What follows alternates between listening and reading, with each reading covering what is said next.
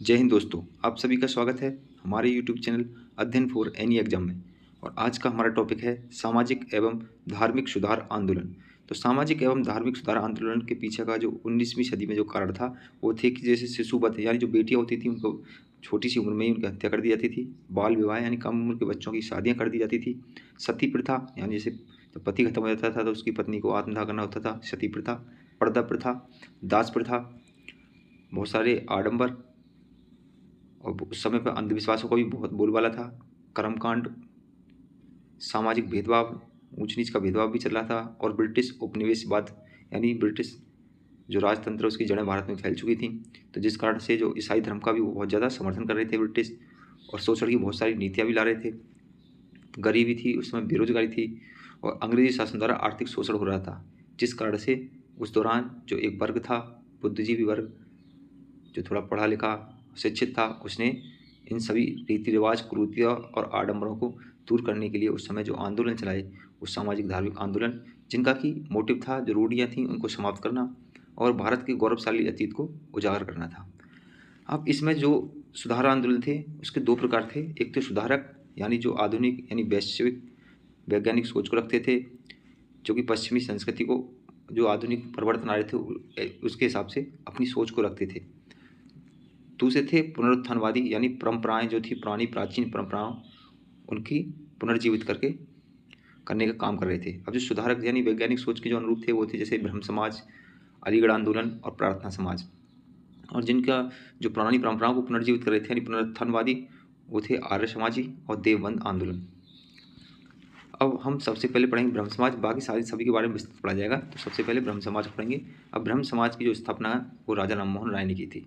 तो राजा राम मोहन राय, इनके बारे में बहुत क्वेश्चन पूछे जाते हैं, इनके बारे में भी थोड़ा देखेंगे कि राजा राम मोहन राय का जो जन्म हुआ था वो 22 मार्च 1772 को पश्चिम बंगाल में हुगली जिला के राधानगर में हुआ था।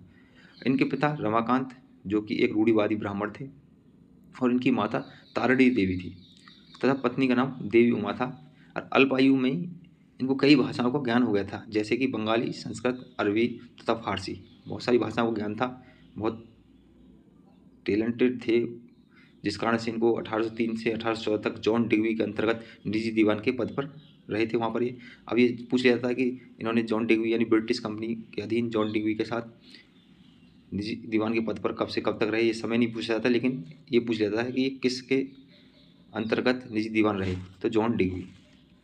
इनके जो समर्थक थे, अब जो जिन जिन चीज़ों का ये समर्थन करते थे और किन किन चीज़ों का विरोध करते थे, मोस्टली जितने भी ये ब्रह्म समाज से रिलेटिव हैं वो सब इन सब चीज़ों का समर्थन करते थे और इनका विरोध करते थे। तो इनका जो समर्थन था वो एकेश्वरवाद को लेकर समर्थन करते थे, यानी एक ही भगवान, एक ही ईश्वर, एकेश्वरवाद को समर्थन था। विधवा विवाह का समर्थन करते थे, स्त्री शिक्षा का समर्थन करते थे, अंग्रेजी शिक्षा का भी समर्थन करते थे और सर्वधर्म समभाव की भावना को रखते थे। और जो विरोध करते थे वो बाल विवाह का विरोध करते थे, सती प्रथा का विरोध करते थे, जातिवाद का विरोध करते थे और कर्मकांड जिसमें लिप्त हो रखा था अंधविश्वासों में, उनका सबका, कुरीतियाँ जो थी सामाजिक, उन सबका ये विरोध करते थे। अब जो इनके उपनाम थे, उपनामों को लेकर बहुत बार पूछा जाता है। तो इनको जो राजा की उपाधि दी थी वो अकबर द्वितीय द्वारा दी गई थी। जब ये अपना ब्रिटिश अकबर द्वितीय की पेंशन के सिलसिले में जा रहे थे तो अकबर द्वितीय ने इनको राजा की उपाधि दी। पहले इनका नाम राम मोहन राय था, तब से राजा राम मोहन राय इनका नाम हो गया।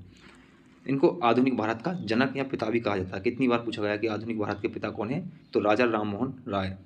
इनको युगदूत की उपाधि सुभाष चंद्र बोस ने दी थी तथा सामाजिक धार्मिक सुधार के इनके अग्रदूत भी कहा जाता है। इन्होंने बहुत सारी पत्र एवं पत्रकारिताएँ लिखी थी। जब थोड़ी सी ढील बढ़ती थी ब्रिटिश सरकार ने पत्रकारों को लेखन पर, तो इन्होंने बहुत सारी पत्रकारिता की थी, जिस कारण से इन्हें पत्रकारिता के अग्रदूत भी कहा जाता है। इन्हें भारत के प्रथम आधुनिक पुरुष भी कहा जाता है। अब हम इनकी पत्र और पत्रिकाएँ बहुत इंपॉर्टेंट है, यहाँ से पूछ लिया जाता है कि ये पत्र, इनमें से राजा राम मोहन राय की पत्रिकाएँ कौन सी हैं या ये पत्रिका किसने लिखी है, इस टाइप में। तो देख लेंगे, ध्यान से देखेंगे इसको, पत्र एवं पत्रिकाएँ। तो सबसे पहले इन्होंने तुल्फत उल मुवाहिदीन 1804 में, ये फारसी में इन्होंने पत्रिका लिखी थी। अब इसका जो हिंदी अर्थ है वो एकेश्वरवादियों का एक उपहार। दूसरी इन्होंने लिखी थी प्रिस्टेप्ट्स ऑफ जीसस, यानी इसमें इन्होंने क्या किया था कि इसमें इन्होंने जो ईसाई धर्म था इसके अंदर जो मिरेकल यानी कि चमत्कार के तरीकों से जो बता रखा था उसका विरोध किया था, जिस कारण से जो ईसाई मिशनरी थे इनके विरोध में आ गए थे। तीसरा इन्होंने एक पत्र, साप्ताहिक पत्रिका निकाली थी, संवाद कौमुदी। कितनी बार पूछी गई है, 1821 में इन्होंने संवाद कौमुदी एक बंगाल साप्ताहिक को निकाला था, जिसमें सामाजिक जो बुराइयाँ थी उनके विरोध के बारे में ये लिखते थे। एक इन्होंने मिरातुल उल अखबार यानी बुद्धि का दर्पण, इसका मतलब होता है फारसी में है। मिरातुल उल अखबार प्रथम फारसी इन्होंने निकाला था, सबसे पहला फारसी था मिरातुल उल अखबार, जिसका हिंदी अनुवाद है बुद्धि का दर्पण। प्रज्ञा का चांद, बंगाल व्याकरण, इन्होंने उपनिषदों को भी बंगला भाषा में अनुवाद किया था। इसके बाद वेद मंदिर और हिंदू उत्तराधिकार नियम, ये सब पत्रिकाएँ राजा राम मोहन द्वारा लिखी गई थी। इन्होंने जो संस्थाएं बनाई थी, सबसे पहले बनाई थी इन्होंने आत्मीय सभा। आत्मीय सभा ये कितनी बार पूछा गया, आत्मीय सभा की स्थापना किसने की, तो राजा राम मोहन राय ने 1814 में। इसके अंतर्गत क्या होता था कि जो दार्शनिक विचारक व्यक्ति थी उनकी सभाएं लगती थी। दूसरा, इन्होंने 1817 में एक हिंदू कॉलेज की स्थापना की थी डेविड हेयर की सहायता से कलकत्ता में, जहाँ आधुनिक शिक्षा मिलती थी। बाद में ये जो हिंदू कॉलेज था ये प्रेसिडेंसी कॉलेज में बदल गया था। इन्होंने कलकत्ता यूनिटेरियन कमेटी की स्थापना 1821 में की थी, जिसमें एकेश्वरवाद की स्थापना इसी के अंतर्गत हुई थी। एकेश्वरवाद पे जो इन्होंने काम किया था इस कमेटी के साथ मिलकर ही किया था। उसके बाद इन्होंने एग्लो हिंदू कॉलेज की स्थापना 1822 में तथा वेदांत कॉलेज की भी इन्होंने स्थापना की थी। अब जो ब्रह्म समाज है, जो सबसे ज़्यादा इम्पोर्टेंट है, ब्रह्म समाज की स्थापना इन्होंने 20 अगस्त 1828 को की थी। अब इन्होंने उस समय एक डीम बनाया था, लिखा था कि इसकी अगर मेरी मतलब मृत्यु होने के बाद तो इसका जो संस्था यानी प्रमुख बनेंगे वो थे महर्षि द्वारकानाथ टैगोर और पंडित रामचंद्र विद्यावागीश को इन्होंने पहले ही घोषित कर दिया था कि मेरे बाद में ये इसके प्रमुख बनेंगे। इसके बाद इन्होंने 1831 में यूरोप की यात्रा की, जहाँ जो मुगल सम्राट अकबर द्वितीय थे उनकी पेंशन से रिलेटिव कुछ काम था, जिस कारण ये विलियम फोर्थ के दरबार में यहाँ से गए थे। उसी समय इनको जो राजा की उपाधि दी थी अकबर द्वितीय ने, और वहाँ पर इनको क्या हुआ कि जो मस्तिष्क ज्वर हुआ, जिस कारण से 22 सितंबर 1833 को इनकी मृत्यु ब्रिस्टल इंग्लैंड में हो गई। अब इनकी मृत्यु के बाद जो बताया था मैंने, महर्षि द्वारकानाथ टैगोर और पंडित रामचंद्र विद्यावागीश, ये ब्रह्म समाज के इन्होंने आगे चलाया। बहुत बार पूछा गया कि राजा राम मोहन के बाद कौन थे, तो ये दोनों थे। अब इसमें जो पंडित रामचंद्र विद्यावागीश और महर्षि द्वारकानाथ टैगोर हैं, जो महर्षि द्वारकानाथ टैगोर हैं, इनके एक पुत्र थे देवेंद्रनाथ टैगोर। इन्होंने ब्रह्म समाज को आगे बढ़ाया।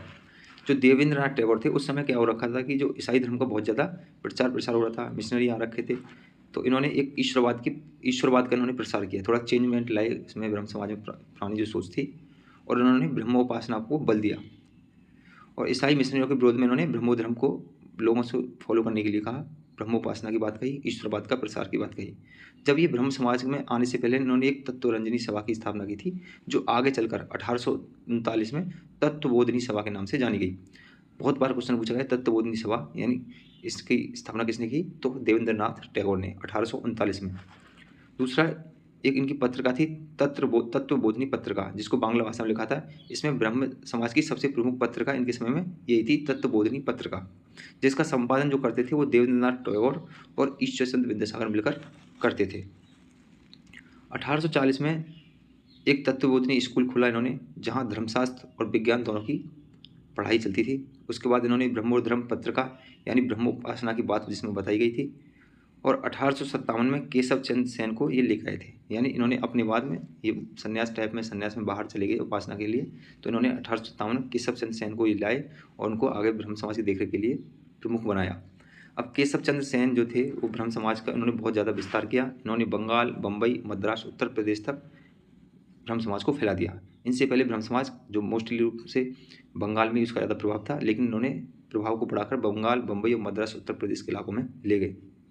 1860 में केशव चंद्र सेन ने संगत सभा की स्थापना की, तथा 1861 में इन्होंने इंडियन मिरर एक अखबार निकाला जो अंग्रेजी में था, डेली आता था। ये पहला अखबार था जो डेली बेस पर निकलता था, इंडियन मिरर, 1861 में केशव चंद्र सेन ने। कई बार पूछा गया ये क्वेश्चन।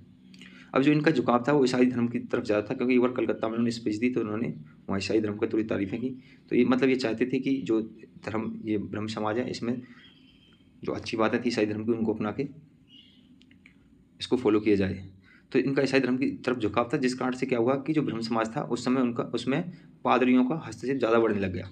अब इस बात से क्या हुआ कि देवेंद्रनाथ टैगोर जो थे उनको वैचारिक मतभेद हो गए। केशव चंद्र सेन को वही लाए थे, वो चले गए थे बाहर। उनको पता चला कि क्योंकि वो ईसाई के धर्म के कट्टर विरोधी थे उस टाइम पे, उन्होंने बहुत सारे ब्रह्मोपासना करने की भी सलाह लोगों को दी थी, जिस कारण से इनका वैचारिक मतभेद हो जाते हैं केशव चंद्र सेन से। और देवेंद्रनाथ टैगोर क्या करते हैं, उस समय 1865 में इसका विभाजन हो जाता है।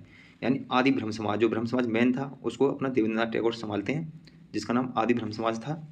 और ये जो केशव चंद्र सेन थे इन्होंने एक नव विधान या भारतवर्षीय ब्रह्म समाज की स्थापना कर दी। 1866 में इन्होंने भारतवर्षीय ब्रह्म समाज की स्थापना कर दी। अब 1867 में इन्होंने क्या किया था, केशव चंद्र सेन ने, कि मद्रास में वेद समाज और महाराष्ट्र में प्रार्थना समाज की स्थापना में भी सहयोग किया था। 1864 में हुआ था वेद समाज की स्थापना हुई थी, और महाराष्ट्र में जो 1867 में प्रार्थना समाज की स्थापना हुई थी। आत्माराम पांडुरंग जो हम पढ़ेंगे, आगे पढ़ेंगे अभी। 1870 में इंडियन रिफॉर्म एसोसिएशन की इन्होंने स्थापना की, जिसका मोटिव था नारी को सशक्तिकरण करना। ये पूछ ले जाते हैं, इनको ध्यान से देख लेंगे कब किसकी स्थापना कब की और किसने की। इंडियन रिफॉर्म एसोसिएशन की स्थापना केशव चंद्र सेन ने की। ये पूछ लिया था, इसलिए लिख दिया गया है। 1872 में क्या हुआ, इनके प्रभाव से एक था ब्रह्म मैरिज एक्ट, यानी नेटिव मैरिज और सिविल मैरिज एक्ट जिसको बोलते थे, उसको वो पास हो गया, जिसके अंतर्गत क्या था, जो बहु विवाह और बाल विवाह पर प्रतिबंध लगा दिया था। और जो शादी की जो उम्र थी, ये साथ लिख दिया इसको, शादी है, शादी की जो उम्र थी उस समय लड़की की थी 14 वर्ष और लड़का की 18 वर्ष कर दी गई थी। लेकिन केशव चंद्र सेन ने स्वयं एक गलती कर दी, जिस कारण से ये इसका फिर बंटवारा हो जाएगा दोबारा। इन्होंने अपनी पुत्री की शादी 11 वर्ष की उम्र में कूच बिहार के राजा से करवा दी थी। अब इन्होंने ये जो सिविल मैरिज एक्ट को पास करवाया था, उसमें 14 साल थी लड़की की, लेकिन इन्होंने 11 वर्ष की आयु में अपनी बेटी की शादी कूच बिहार के राजा से करवा दी, जिस कारण से इनका विरोधाभास हुआ। जो उन्होंने भारतवर्षीय ब्रह्म समाज की स्थापना की, उसमें बहुत ज़्यादा विरोधाभास हुआ। 1884 में इनकी मृत्यु हुई। जब इनकी मृत्यु हुई केशव चंद्र सेन की मृत्यु के समय, तो मैक्स मुलर ने कहा था कि भारत ने अपना श्रेष्ठतम पुत्र को खो दिया। अब इनकी शादी करवाने के बाद जो इनके बीच इनके जो सब इन्होंने भारतवर्षीय ब्रह्म समाज की स्थापना की, उसमें विरोधाभास हुआ। वहाँ से एक साधारण ब्रह्म समाज, इनके जो बंदे थे आनंद मोहन बोस और शिवनाथ शास्त्री ने साधारण ब्रह्म समाज की स्थापना कर दी इंस्टीट्यूट कर। इनका फिर उसका इतना ज़्यादा वर्चस्व नहीं रहा, तो साधारण ब्रह्म समाज ने भी थोड़े बहुत काम किए, पूछ लिया जाता है कभी कभी, इतना इंपॉर्टेंट भी नहीं है। इन्होंने साधारण ब्रह्म समाज ने बस इनकी स्थापना पूछी जाती है, तो इसकी स्थापना का जो श्रेय है वो आनंद मोहन बोस और शिवनाथ शास्त्री को जाता है। तो इनके जो कार्य थे, इन्होंने सिटी कॉलेज की स्थापना की थी कलकत्ता में। तत्व कौमुदी नाम की एक पत्रिका पूछ लिया था, साधारण ब्रह्म समाज के द्वारा निकाली गई थी।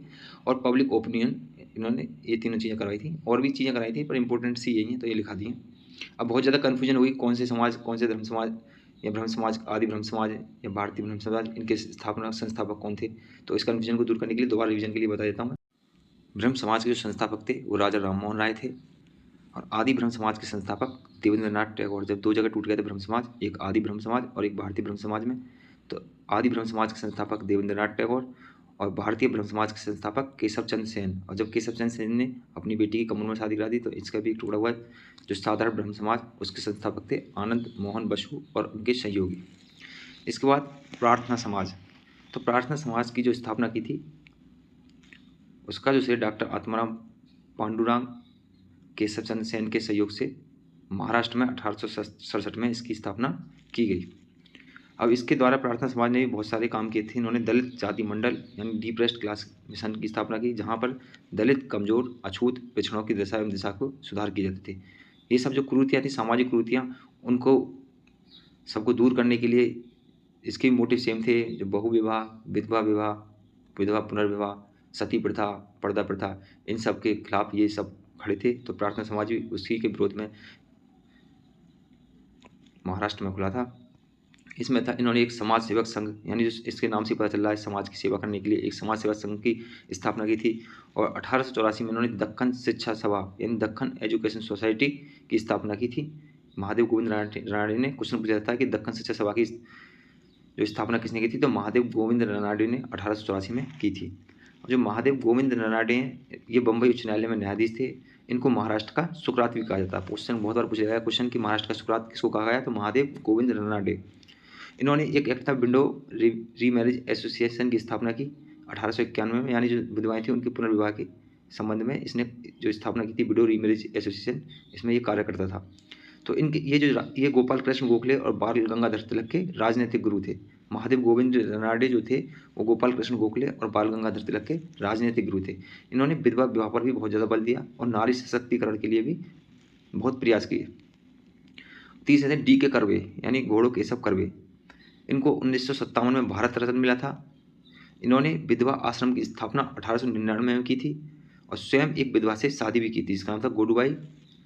और इन्होंने एक अनाथ बालिका आश्रम की स्थापना 1896 में की थी। बहुत बार पूछा गया कि D.K. कर्वे जिनको भारत रत्न कब मिला, या इनके जो कार्य किए, क्या किए, इन्होंने किस किस चीज़ की स्थापना की, तो इसको भी थोड़ा ध्यान से देख लेंगे। प्रार्थना समाज से भी रिलेटेड रखते हैं, उसमें इनको बहुत बड़ा योगदान था।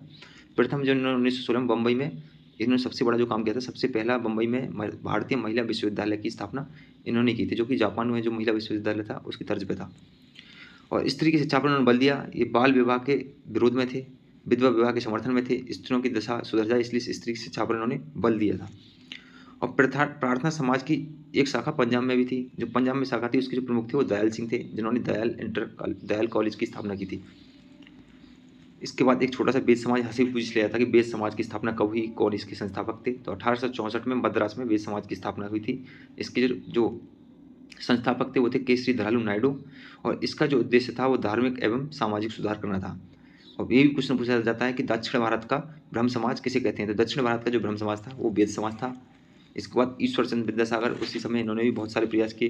इनका जो जन्म था ये पूछ लिया था, इसलिए बताऊंगा इनके बारे में भी। इनका जन्म 26 सितंबर 1820 को पश्चिम बंगाल में हुआ था। इनका जो नाम था पूरा वो ईश्वर चंद्र बंदोपाध्याय था, लेकिन इनको संस्कृत और दर्शन में बहुत ज़्यादा निपुणता थी। संस्कृत और दर्शन में ज़्यादा इंटरेस्ट होने के कारण इनको क्या विद्यासागर की उपाधि दे दी गई थी। और इनके प्रयासों से ब्रिटिश सरकार ने 1856 में विधवा पुनर्विवाह अधिनियम पास किया। तो इनके पूछा था कि विधवा पुनर्विवाह अधिनियम किसके सहयोग से पास हुआ, तो ईश्वर चंद्र विद्यासागर के सहयोग से। धन्यवाद। आगे भी और भी काफ़ी टॉपिक बचे हैं इसके अंदर, वो अगली वीडियो में देखेंगे। धन्यवाद।